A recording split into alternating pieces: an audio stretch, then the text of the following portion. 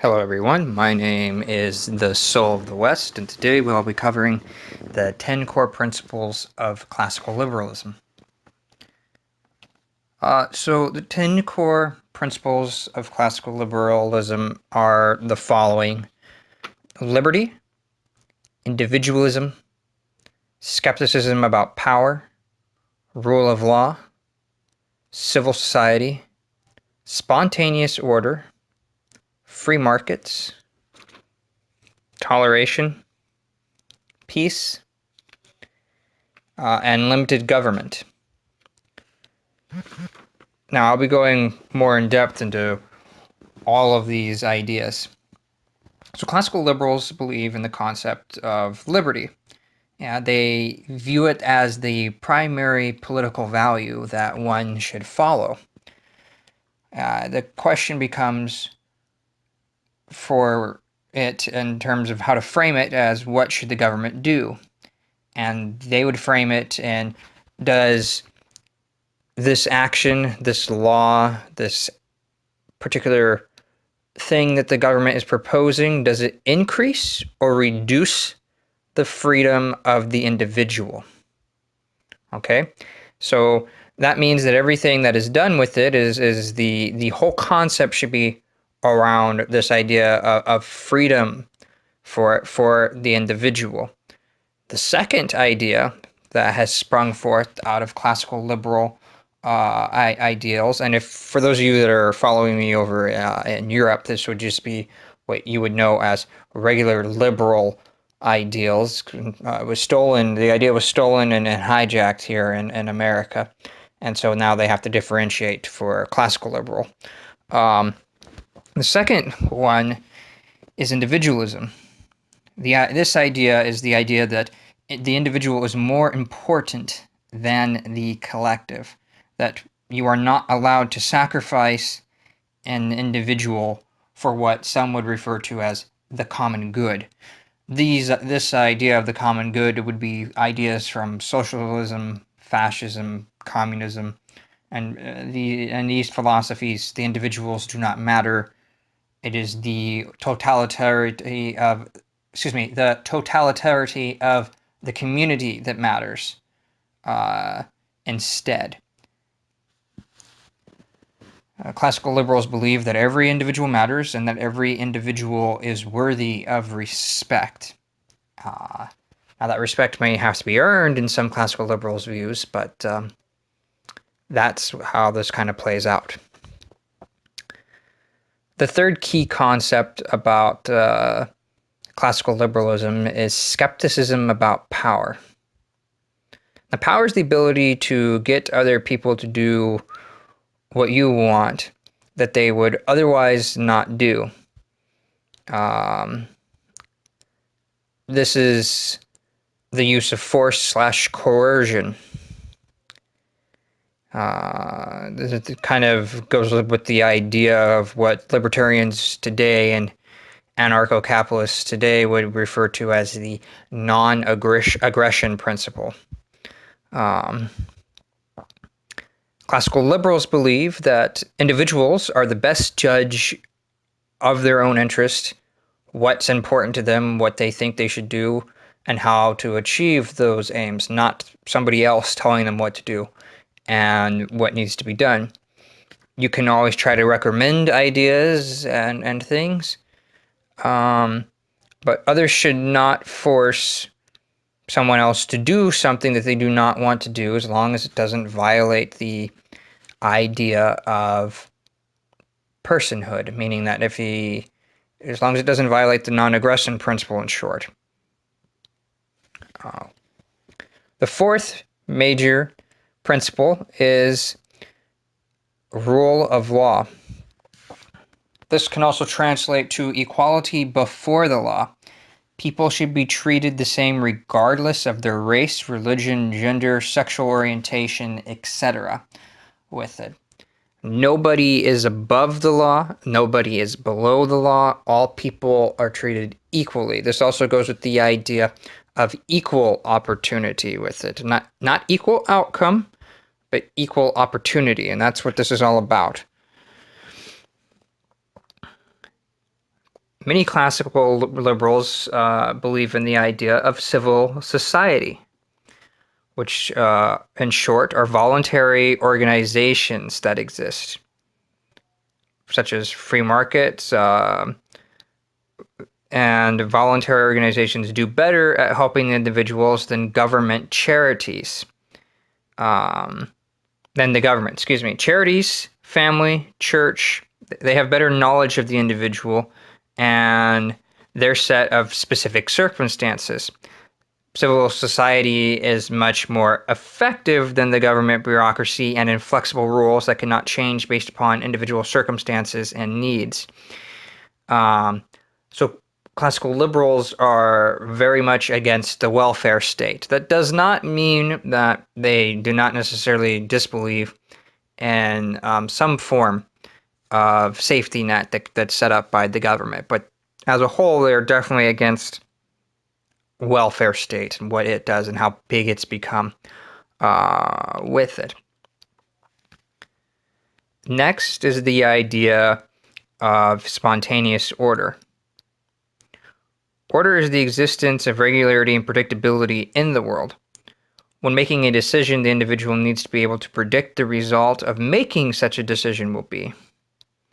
Many classical liberals believe that you do not need a central planner in order to make it so that way order is achieved with it. Voluntary interaction can create the rules by which people live by.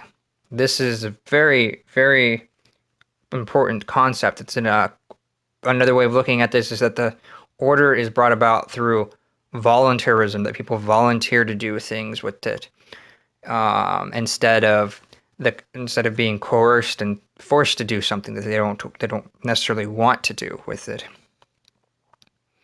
Number 7, free markets.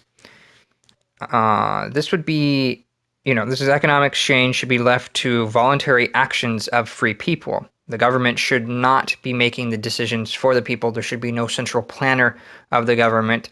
You find that in fascism, you find that in socialism, and you find that in communism. Although in the idea of fascism, sometimes they'll have free markets and people being allowed to do what they want inside the free markets, instead of having the government dictate what needs to be done with it. But you can still find it in fascism sometimes. The idea here is that people should not be told where to work, how to save, what to build, what to buy, what to produce. That means that private property is essential for this to exist. There has to be private property. Without this, you cannot have what goes on with it. Free market is also, this idea also comes from the idea that free markets will reduce poverty and make it easier for people. Prosperity will increase jobs and goods that are actually wanted instead of manipulating the markets to make it so that people are making stuff that nobody wants to buy. And interestingly enough, historically speaking, at least for the United States, before the welfare state came into being, the number of people that were below the poverty line were decreasing by a significant margin all the time with it. And then Johnson's Great Society came and took hold, and now we have more poor people than ever before and more people on welfare than ever before. So there is a very strong argument for a lot of this stuff. Number 8 is toleration. One should not interfere with things in which one disapproves. Toleration does not mean that you allow people to do things because you agree with it, because you think that it is a good thing. And I think this action is wrong, but I will not try to force my opinions to stop the things that I disapprove of. A major concept of toleration that you can look at for classical liberals that they point to would be free speech. So, the idea of hate speech that's going on right now throughout the world and in the Western world, classical liberals are appalled by this particular idea with it. besides some small things like shouting fire in a crowded theater with it, or some stuff that has to do with outright national security with it that could put millions and millions of people's lives in jeopardy and stuff, free speech should be allowed. This is what classical liberals argue, and that you should not force people to believe in other things, or to make it so that people can't do certain actions. Again, this is all as long as someone is not being harmed in this particular situation. If someone is doing harm to you or to somebody else, then toleration goes out the window, so to speak. Number 9, they believe in peace. Peace is a state where we can go about our business without violence or war. This is best achieved by not interfering with other countries, empires, nations, and states. So classical liberals typically take a non-interventionist foreign policy. And this also goes with the idea of 4 freedoms of interaction. Free movement of 1, capital and labor. 2 and labor. 3 would be people, as long as the non-aggression principle is not violated. 4 is goods and services. And I would say that the possible 5th idea for freedom of interaction would be ideas. Ideas are a fine thing to cross into borders, but that kind of gets into whether you agree with patent law and copyright law and stuff like that, and how that all plays out. So, and then finally, we get to number 10, limited government. There are very few things, if any, that a government should do. The role of the government is simply to protect life, liberty, and property of its citizens. Anything beyond that is not justifiable. A strictly limited government / smaller government are better. This is what many classical liberals believe.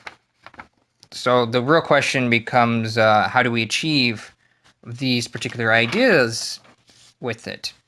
And is there a difference between classical liberals and libertarians? Some people will say that there is a difference between classical liberals and libertarians. Other people will say that there is not a difference between classical liberalism and libertarians. I'm not going to make a comment one way or another about whether they're different here in this particular video, but we can explore that concept more at some point if there's a demand for it from my viewers.